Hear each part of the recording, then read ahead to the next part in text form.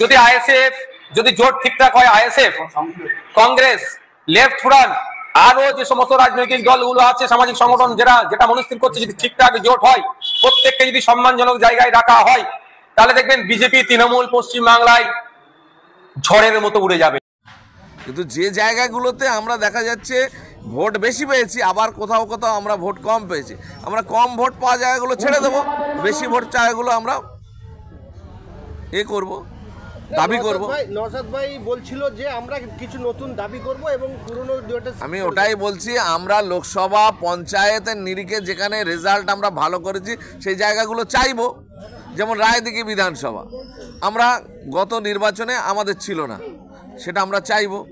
যেখানে যেখানে বলছি তো, যেখানে যেখানে আমাদের জনসমর্থন ইতিমধ্যে বেড়েছে, ভোটের নিরিখে বেড়েছে, এমনি প্র্যাকটিক্যালি বেড়েছে, সেই জায়গাগুলো আমরা চাইবো। যেখানে আমাদের জনসমর্থন তুলনামূলক কম আছে সেই জায়গাগুলো আমরা ছেড়ে দেবো। কিন্তু ক্যানিং পূর্ব বিধানসভায় আপনাদের চেটা ফেলার জায়গা নেই, একটা ঝান্ডা তো দূরের কথা, কোনো একজন মানুষ বলতে পারবে না সেই জায়গায় দাঁড়িয়ে যে আমি গত নির্বাচনে একটা এজেন্টও দেইনি, 25,000-এর বেশি ভোট পেয়েছি। সুতরাং ঝান্ডা ব্যানার নির্ধারণ করবে না যে আইএসএফের ভোট পাবে কিনা।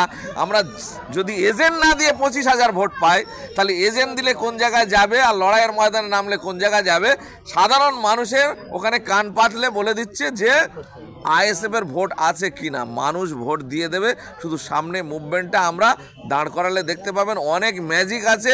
আস্তে আস্তে ক্রমশ প্রকাশ্য দেখতে পাবেন ক্যানিং পূর্বের পরিস্থিতি কোন জায়গায় গিয়ে দাঁড়াচ্ছে। আগামী 9 তারিখে জনসভা আছে ক্যানিং পূর্বের মানে নারায়ণপুর অঞ্চলে, দেখতে পাবেন যে লোক কি বলছে।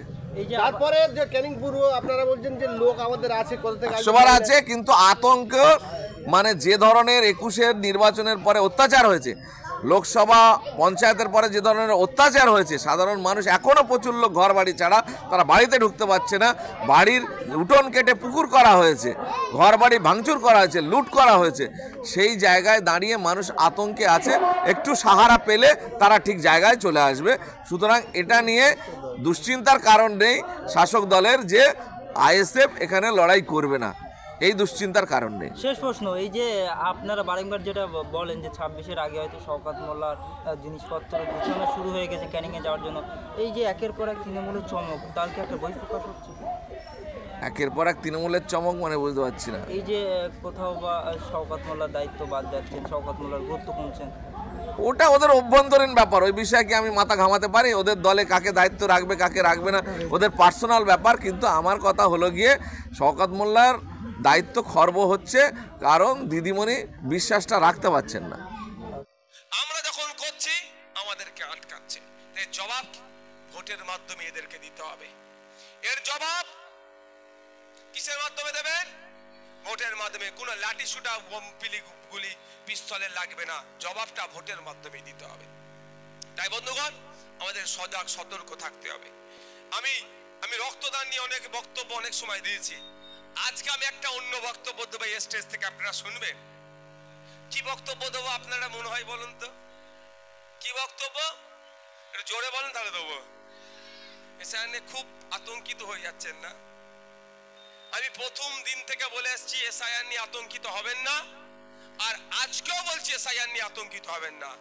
এসআইআর এর রাজনৈতিক এসআইআর এর ষড়যন্ত্রের শিকার আপনারা হচ্ছেন।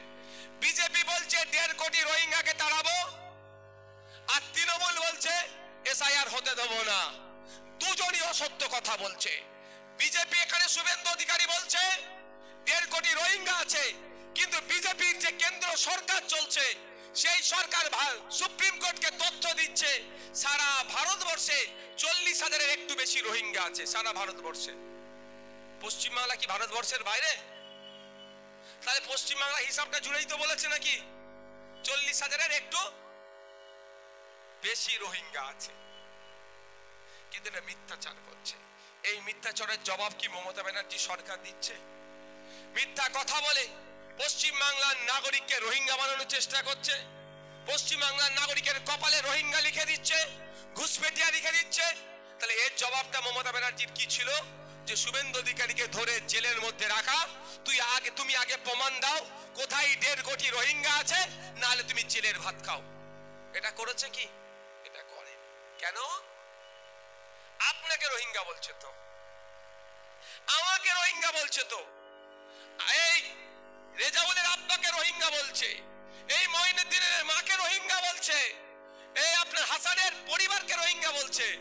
ওই জন্য কর্ণপাত করেনি। যদি ব্যানার্জি পরিবারের কাউকে রোহিঙ্গা বলতো, ঘুষপেটিয়া বলতো, কালীঘাটের ওই পরিবারের কারো বিষয়ে যদি কিছু কথা বলতো, পুলিশ দেখতে না তখন কি করতো? তৎপর হয়ে উঠতো।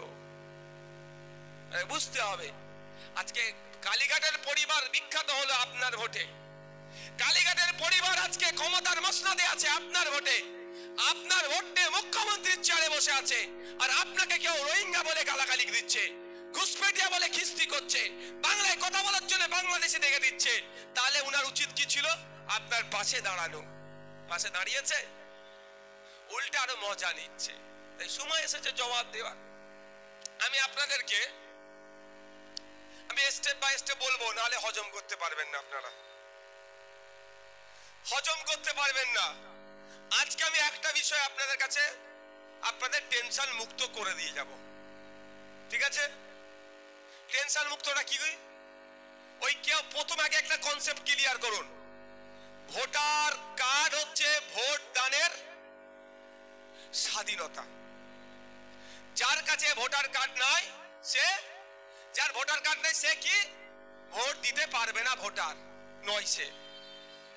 এটার সাথে সিটিজেনশিপ প্রুফের কোনো লিংক নাই। এটা বিজেপি আর তৃণমূল মিলে আপনাকে আমাকে গুলিয়ে দেওয়ার চেষ্টা করছে। ইলেকশন কমিশন অফ ইন্ডিয়ার কোন রাইট নাই আমি ভারতীয় কি ভারতীয় নয় এই সিটিজেনশিপ প্রুফ করার। ইলেকশন কমিশন অফ ইন্ডিয়ার কাজ কি? আর্টিকেল 326 অনুযায়ী ভারতবর্ষের প্রতিটি নাগরিক যার বয়স 18 বছরের ঊর্ধ্বে সে কিভাবে ভোট দেবে তার ভোটার কার্ড বানানো, তার ভোটের দেওয়ার রাস্তা তৈরি করে দেওয়া, আর যারা মারা যাবে তার ভোটার ডিলিট করা, যে এলাকা থেকে অন্য এলাকায় চলে যাবে বা নামের ভুল আছে সেটা সংশোধন করা।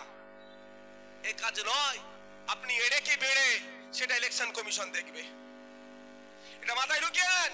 পড়াতে পড়াতে ভুল বোঝানো হচ্ছে, ভয় দেখানো হচ্ছে, এতে ভয় পাবেন না, আতঙ্কিত আপনারা হবেন না।